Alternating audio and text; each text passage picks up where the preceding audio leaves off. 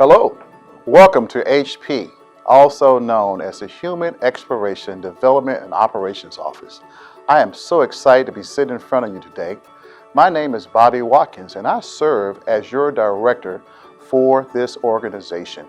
When I think about all of the possibilities and the wonderful things that take place in this organization, the thing that sticks out to me the most is the family environment that you get from working in this payload ops facility. At the same time, you think about the family, there's a strong sense of teamwork.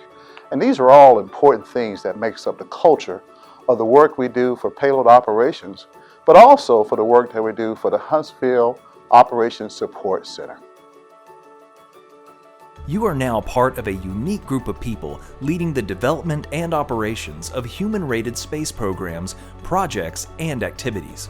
This is an incredibly exciting job. You've got a chance to make an impression on almost on a daily basis, the space station program, what the astronauts do, and there's immediate feedback that you did a good job. It's a rewarding experience. It's probably one of the most rewarding experiences I've had in my professional career, is getting a chance to serve NASA, to work on space station, and help the astronauts in space. While we support other programs, the majority of our work within HP20 focuses on the International Space Station program, also known as ISS. The International Space Station serves as a unique microgravity science laboratory, as well as a home to a crew of astronauts and cosmonauts working and living while orbiting the Earth. The International Space Station is an incredible place to work and live, and one of the reasons, really the whole reason that the space station was built, is to explore new frontiers and understand the world in space. One of the ways that we do that is through the sheer number of experiments on the space station. The ISS is a product of international collaboration between many nations. Assembly began in November of 1998 with the launch of the Russian Zarya module, which was closely followed by the launch of the US Unity node just 2 weeks later. The space station has been continuously occupied since November of 2000. Since that time, over 222 people from 18 different countries have visited. Thousands of people are part of this program that have come together and said, we're going to put a vehicle in space that travels 17,500 miles an hour, and we're going to allow humans to live in space, and we're going to do a bunch of science experiments. And those science experiments, in many cases, are PhDs or college students or people that it's their life work. It's something that they have a passion for to help discover. We're a part of that entity, helping them fulfill their dreams. NASA is using the space station to conduct important scientific research, to educate the next generation, and to learn about living and working in space. Huntsville POIC is a critical part of the space station mission, and they're really the integrators for all of the science being done on the space station on any given day. I guess you could say we're kind of like the test conductors for laboratories. And we're working with payload developers and principal investigators all over the world, government agencies, commercial, to utilize the space station for what it's meant to do. And we kind of get in on the ground floor with the payload developers all the way through execution of the science on space station. To accomplish all of this research and education, everything we do is done with crew safety, vehicle safety, and mission success in mind. These are the three main goals of the ISS program. One of the things that we really liked about working with POIC that I think all crew members really enjoy is the fact that there are brains on the ground for what's going on with any given experiment.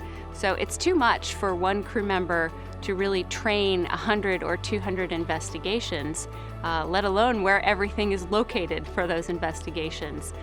But it was really great to know that there are always people any hour of the day that you can call down and say, I need help with this. And that's really the interface, is the organization of the whole operation and all of the knowledge and the logistics and really the scientific acumen to carry out these experiments. As part of this organization, we lead by example, model accountability, and encourage a higher standard of behaviors in others. You're part of something great. You're part of something globally It's recognized as technical excellence, that we push the frontiers and the boundaries of human knowledge. And you're part of that. It doesn't matter if you're a civil servant or if you're a contractor, we're all part of the ISS family. The foundations of mission operations are a unique set of guiding values and principles which permeate our culture. These values emerge through NASA's real experiences in human spaceflight. We instill within ourselves these qualities essential to professional excellence. We want to make sure we are always aware that suddenly and unexpectedly we may find ourselves in a role where our performance has ultimate consequences. We recognize that the greatest error is not to have tried and failed, but that in the trying, we did not give it our best effort. When you come in here to work, you have to take into context what you're doing. You know, the life of somebody is in your hand. You know, the safety of a vehicle is in your hand. The execution of payload science that someone has paid millions of dollars for, that's in your hand. So you have to come in here knowing that what you do can be beneficial to not only yourself, but someone else. So come into it with a mindset of you're gonna grow daily, that you're gonna help somebody else grow, you know, and that all this is gonna be worthwhile. You know, the Earth is round and you get to see it from the space station. I remember when I started into mission operations, working with a team of folks that helped me understand what was going on. That is the experience and the value of what you're gonna get through your career starting here in HP. Continue to reach out and seek out mentors, people for counseling, understand the operations of what's going on, not just the work that you're doing on your particular project. That's important too, but it's also important to understand what your teammates are working on as well. These are people that you will form relationships and network for many, many years. And that will allow you to become even more valuable, not to just this organization, but to the Marshall Space Flight Center and also to this agency. Seeing the people go from their start to where they're just frazzled, they don't know what they're about to do, to see them grow and develop into flight controller, it makes me feel that I've accomplished something, even though it was something that they accomplished. Just being a part of that growth and seeing them develop into real flight controllers and being a part of that team is definitely something I smile about. Working with POIC was actually really one of the highlights of my day.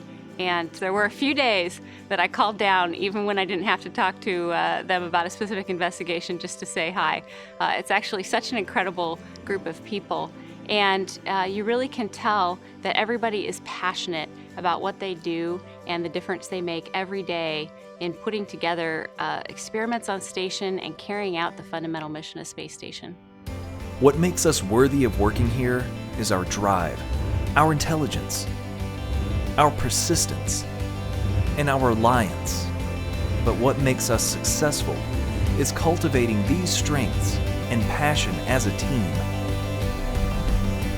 Welcome to HP, the Human Exploration, Development, and Operations Office.